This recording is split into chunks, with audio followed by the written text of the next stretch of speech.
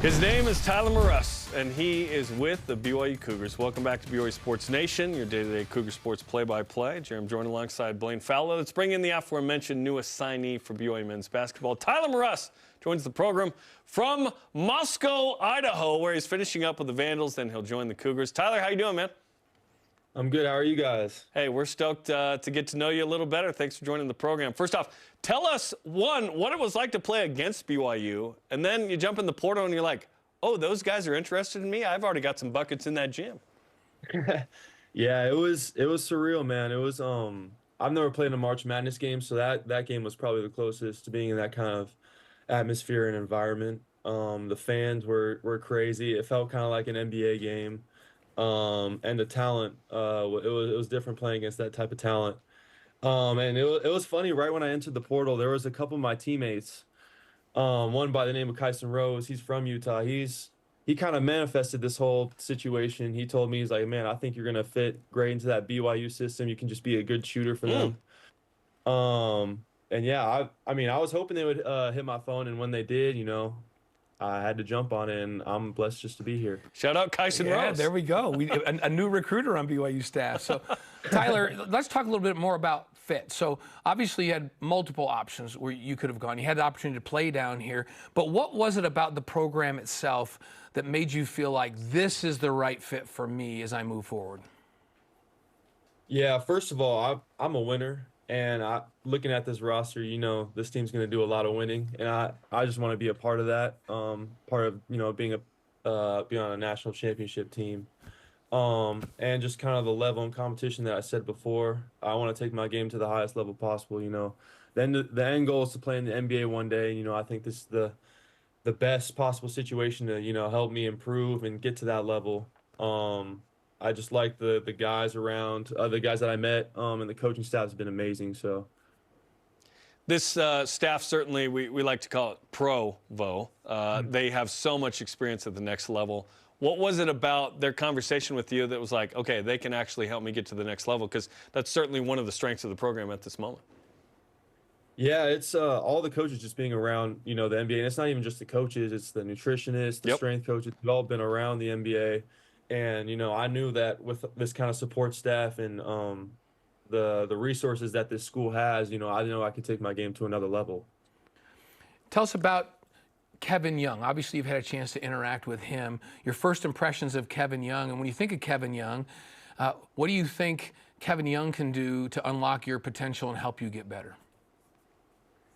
Yeah, so when I first met Kevin Young, you kind of look at guys and you think they're these giants. But meeting Kevin Young, he's just a super cool, down-to-earth guy.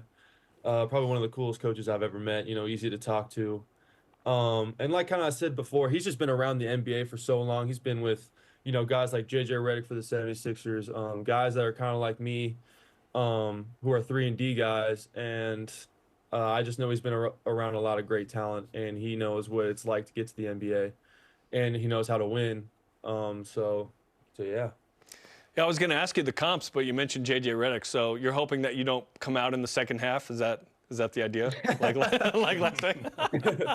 Tell us about. Oh yeah, No, I have guys like Dalton Connect, Austin Reeves. I'm trying to be a little bit better defenders than those guys. But those are the guys I definitely look up to, try to pick their brain, kind of.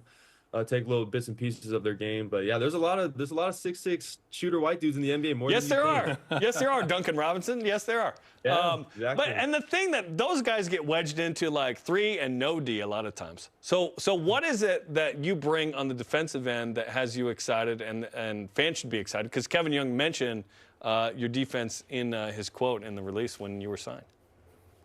Yeah, so I have a lot of length and athleticism, obviously, but I think the biggest thing for me is my mentality. I pride myself probably biggest on the defensive end.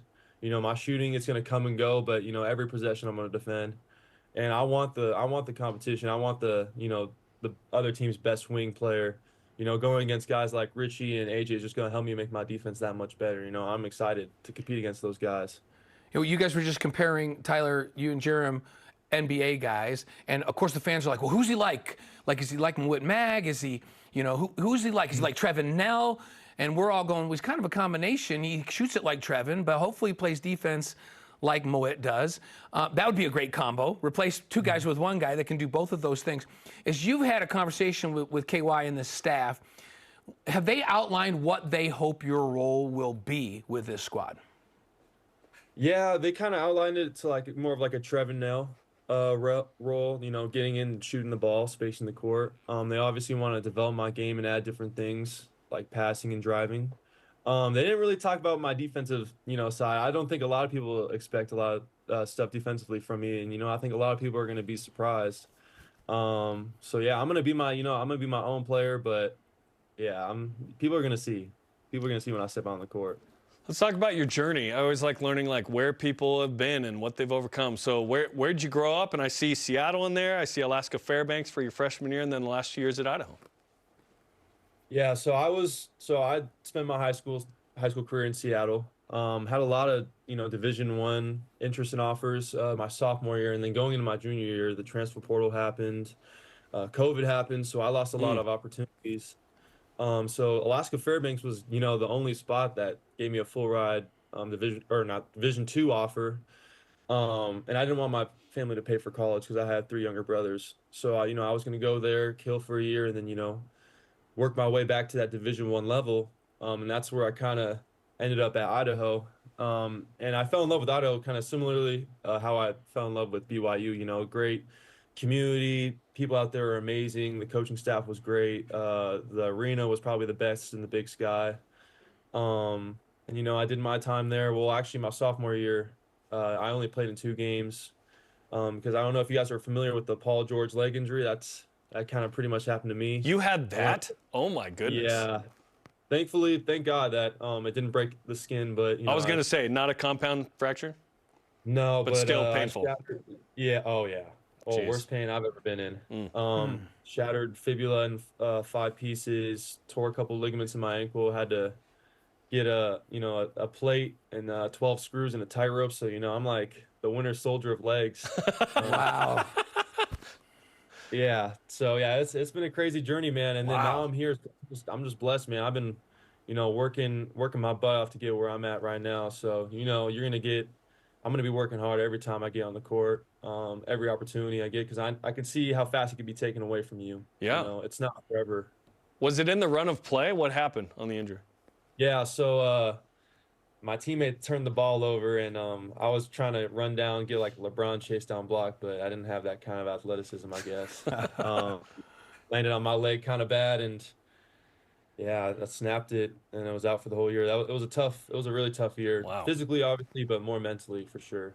Wow. And hey, that's a lot to come back for. Here, by the way, we call it a Keba block, not a LeBron James block. Yeah, yeah. You'll get Keba. I don't know if you've man. seen him. Like he's had a couple of those that were I've like, seen the oh highlights. my goodness. The Iowa State block is the one you need to watch if you haven't already. If you haven't seen that one, it's like, so we just, hey, LeBron's great and all that, but we do. Keba, You don't have to chase him down. Cable will do that for you. That's what we're saying. So I asked you what the coaches' expectations were for you, but I want to ask you, like, what's your overall expectations for yourself as an individual with this team and what you want to do on the floor and off the floor with your time here at BYU?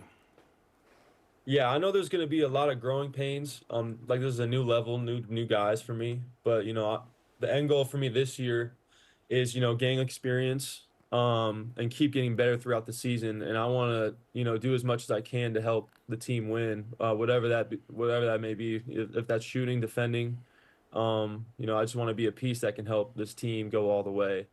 I want to gain experience from that, and you know, going into next year, you know, maybe have a bigger role with these guys leaving. But you know, it's really just gaining the experience and, you know, competing for a championship and getting that experience with that. When do you wrap up at Idaho, and when will we expect you in Provo? Yeah, I get done with this week. I think Wednesday or Thursday, and then I'll head back to Seattle, bring my stuff, spend a couple weeks with the family, and then, you know, I'm out to Provo for the rest of the summer.